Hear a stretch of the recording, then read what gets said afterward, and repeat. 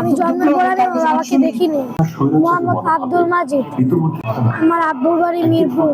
আমার হাজবেন্ড বিএনপিতে ছিল, তো উনি মানে মিরপুরে কাফরুলে আমরা থাকতাম আর কি, ওদের নিজেদের বাড়ি। ওনার খুব ইচ্ছে ছিল যে উনি ভালো একটা অবস্থানে যাবে রাজনীতিতে, বিএনপিতে।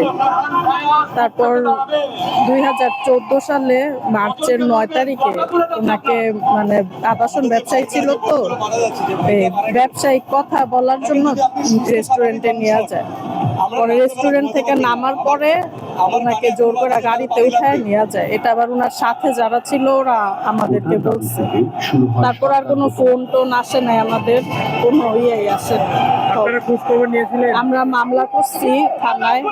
প্রথমে মামলা নিতে চাই, পরে মামলা নিচ্ছে, কিন্তু মানে সঠিক তদন্ত হয়নি। মানে আমার হাজবেন্ড যে কি অবস্থায় আছে আমি জানি, জীবিত না মৃত।